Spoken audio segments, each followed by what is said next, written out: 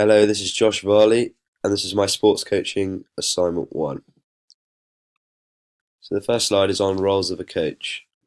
And the four roles of a coach that I've chosen to look over are manager, motivator, innovator, and educator.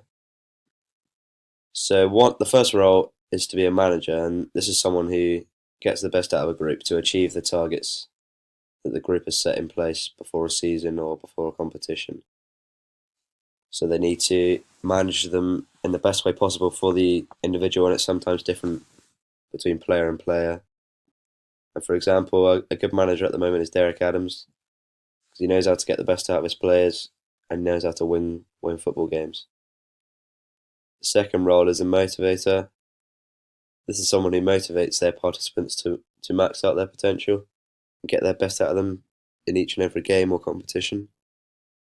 For example, there's Eddie Jones who motivates the England rugby players to perform at the best and out outplay and beat teams who are supposedly better than them on paper. And by doing this, it makes you a great coach because you're taking the players to the next level. The third role is an innovator. This is someone that brings new ideas to a team or an individual. A great example of this would be Pep Guardiola because he's brought sort of a different idea to football in general and all the clubs that he's managed at. At Barcelona, he brought in the high pressing and the tiki taka, and they dominated the Spanish league. And then similar sort of things at Bayern Munich, and he's starting to get that across at Manchester City. So by being an innovator, you bring in new techniques that haven't really been done before, but also you still want to be getting good results at the same time. So you don't want to be bringing in stuff that's not going to be successful. And the fourth role is an educator, teacher, and trainer. Now, this is someone that provides knowledge and passes on information to the participants. So they're going to be giving them new ideas and new knowledge while they're training and performing. And a great example of this would be Ivan Lendl when he's coaching Andy Murray, because before Andy Murray was not quite good enough to win Grand Slams, and since he got Ivan Lendl in charge and coaching him, he's become that one stage better, and now he's winning Grand Slams and he's number one in the world. So the next slide is responsibility of a coach. So the four I've chosen here are health and safety, equal opportunities, knowledge of the coaching environment, and professional conduct. So for health and safety, it's important that the coaches look after their players and the individual they're coaching at the time. It's probably more applicable to sort of amateur sports and youth sports because in the elite level, there's obviously separate people that would like the physios and stuff like that. And there'll be first aiders on site. But for example, when it's a youth game of football and you're away or something like that, the manager's got to be responsible if one of the players gets injured or falls ill or something like that. So it's very important that they are maybe first aid trained or have someone that's first aid trained with them or just basic knowledge of health and safety to look after their players. So the next one is equal opportunities. So again, this is more for sort of youth and amateur levels. So it's just giving an opportunity to everyone, whether it's if they're different race, different ability, different age, different gender, different religion, all those sorts of things.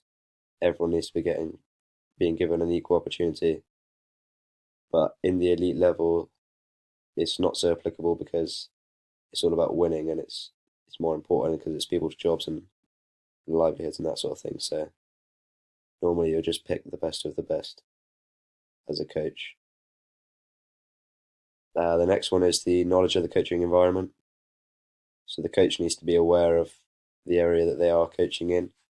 So this is just things such as knowing the nearest first aid kit, nearest toilet, any fire exits. So for example, when they're at training and stuff like that, they need to know for the participants where the nearest, like I said, first aid kit is. So if anyone does get a cut or something like that, a minor injury, then go and get the first aid kit.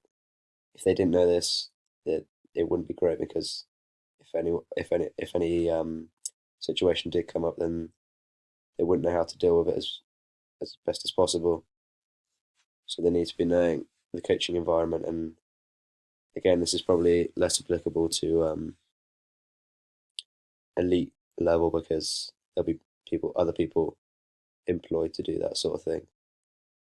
Mainly the responsibilities of a coach are less applicable to elite level, because there is so much money in it, and it's a lot more serious. So there's a lot more people to sort of look after these things. But the final one is definitely applicable to elite level, and not always shown in elite level, as you can see in the picture that I've got here. So the fourth one I've chosen is professional conduct, and a coach needs to be having a professional mannerisms when they're representing the club and or the person they're coaching. As I said, it is more applicable to elite level because there's so many people watching, and if you're showing poor professional conduct, as Wenger and Mourinho are here, then you might get in a lot of trouble from someone like the FA, for example. If you're not really showing professional conduct in sort of amateur and youth level, you're just not going to look very good from people such as parents, or just the odd one or two people watching the game. So you just want to make sure you're keeping a professional conduct, and the coach needs to uphold professional mannerisms at all time. So the third slide is skills of a coach.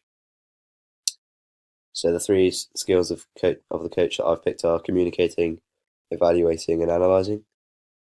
So communication is a big skill for a coach to have, because if they don't have it, they can't really speak to their players or individual very well, and there's not going to be a good relationship formed there. So nothing would really be successful, as the coach needs to be able to give information on to players, and give ideas, and like their roles is to teach and educate them. And if they didn't have good communication, then they wouldn't be able to do this.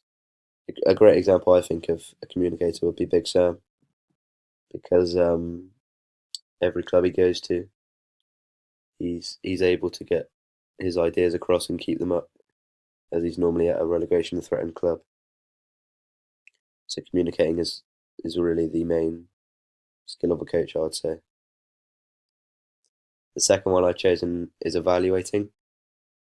So a coach needs to be evaluating performances of his team or individual that he is coaching at all times.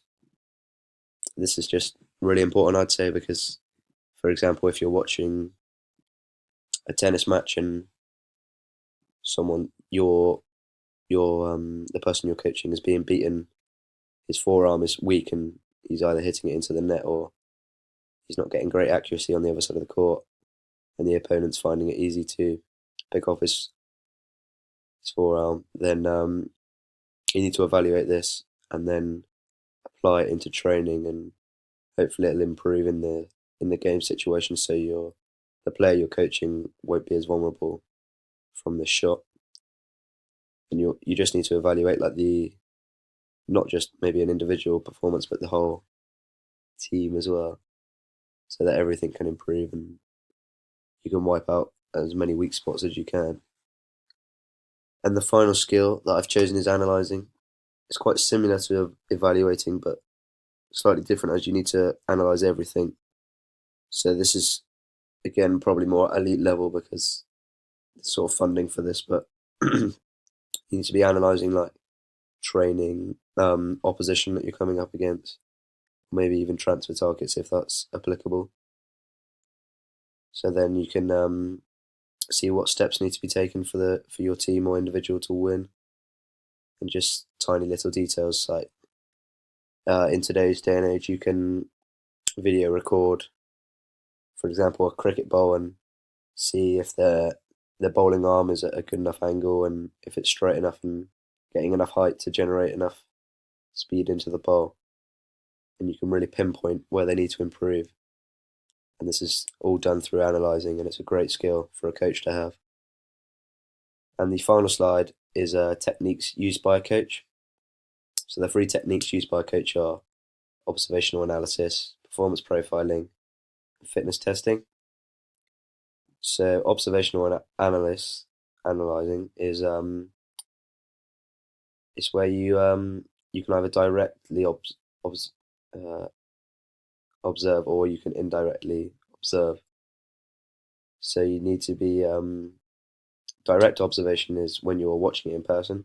So you'll be there like on the sideline or in the stands or something like that, or at the training session. An indirect observation is where you'll be watching it for a different means, so something like a video or something like that. And you obviously be analysing the performance of a player.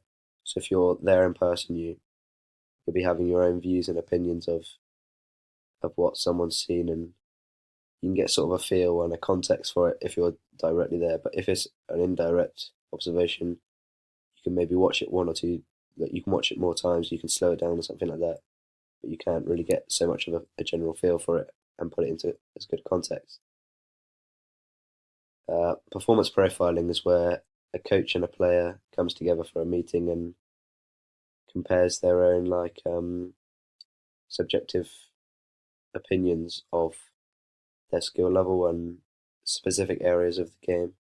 So if it was football, for example, you might have crossing out of 10 or passing out of 10 and tackling out of 10, and the player and coach will like put together what they think of. I think it's quite common to have a profiling wheel, and then you put them together and see what comes out, and then that can increase motivation or help set goals. So if the player thinks he's maybe doing worse than the coach thinks he is, then it might increase the player's motivation to prove the manager right. Or it could work the other way around. If the coach thinks the player is lower than the player thinks he is, then again that could increase the player's motivation to prove the coach wrong. And the final technique used by a coach is fitness testing. So this is quite a common technique used and to assess players' fitness and stuff like that, or to increase players' fitness and sharpness. So there's a range of different tests you can use, such as a bleep test, something like that, or like a 12-minute run or something like that. And they're mainly done in pre-season to get players up to match sharpness, and it's usually quite tough for players and individuals to go through pre-season because it is so full on and tough because they are being tested and trying to be maxed out so they can be ready for a sort of a season ahead or something like a competition ahead and get really ready and sharp for that season and competition.